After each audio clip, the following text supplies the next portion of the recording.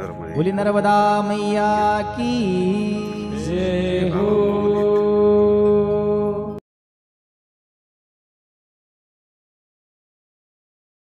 या इकडे जाऊ महाराज की जय।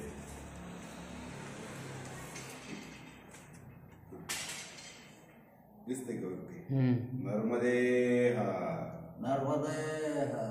हे गौतम पाडवी येतं काठीमध्ये। यांचा आश्रम फार छोटासा आहे, गरीब कुटुंबातले, तरी गेले 10 वर्ष झालं स्वतःच्या ह्याने सेवा करतायत ते।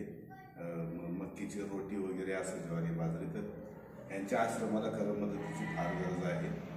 आणि मला वाटतं की सगळ्याच आश्रमांमध्ये सगळ्याच परिक्रमावासियांनी बाहेरून कुठून तरी देण्यापेक्षा 10 रुपये सुद्धा दिले तरी आश्रम पुढच्यांची चांगली सेवा होईल।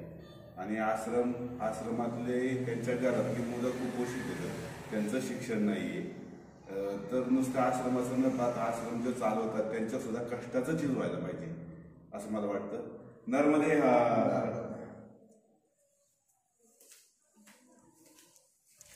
काय केलं काय माहिती। नर्मदे हर, नर्मदे हर भगवान। ह्यांचं बघा, ह्यांची झोपडी बघा, काय पत्र आहे वरती, त्यावर ठेवले तर विटा। आणि बघा हे नर्मदा परिक्रमावासी यांची खूप सेवा करतात। हे काय आहे? मक्के। बर, आणि हे अरे बापरे, हा बघा। आता यांचं घर किती छोटं आहे, काय घरामध्ये आहे काही नाही, एक चूल आहे, 2 हांडे येतं आणि चाललाय चुलीवर स्वयंपाक त्यांचा। परिक्रमावासी यांची सेवा किती वर्ष झालं महाराज सेवा करत? 10 वर्ष। 10 वर्ष झालं, बापरे। इथंच का सगळं? इथंच। किती लोक येतात रोजची? रोजचे 50-100 लोक येतात। आता ते सीझनच चालू झालेलं आहे।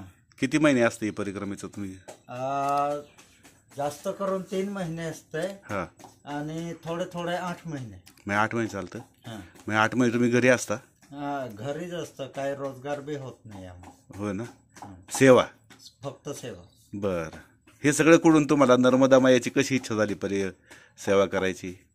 बाबाजी कसं आहे, उपाशी पोटे लोक येतात, तर त्यांना आपण बघू शकत नाही उपाशी पोटे जे, कारण आपल्याच पोटात जेव्हा भूक लागते तेव्हा आपल्याला काय इजा होते ती आम्हाला कळतं। बरोबर आहे। तुम्ही तेव्हापासून सेवा करताय?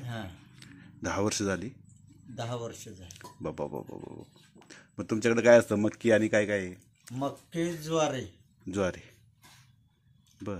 आणि डाळ आम्हाला एकत्र डाळ भेटत नाही, तर 1 किलो अर्धा किलो आणून आम्ही सेवा करतो। बर। नर्मदे हर हा आश्रम कुठे आहे?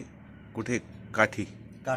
काठीमध्ये आहे। त्यांच्याकडे आलोय मी, त्यांच्या भाकरी चालत म्हणून त्यांचं ते बघायला आलो। त्यांचं आतमध्ये पाहतोय तर आतमध्ये काहीच नाही, छोटीशी खोली आहे फक्त। आणि इतकी मनोभावे सेवा करतात परिक्रमावासींची ही की आपण कल्पना करू शकत नाही। तर माझं असं मत आहे की जिथं तुम्ही अन्नक्षेत्राला जाल, जेवढे परिक्रमावासी जातील त्यांनी कमीत कमी 10 रुपये तरी तुम्हाला द्यायचं, तर तुम्ही लाख देऊ शकता, पण कमीत कमी 10 रुपयाचे दान तुम्ही करायला पाहिजे। नर्मदे हर। हो का, चालली मक्कीची रोटी। सुनबाईचं नाव काय आहे तुमच्या? हो, नाव भारी ठेवलंय। नर्मदे हर।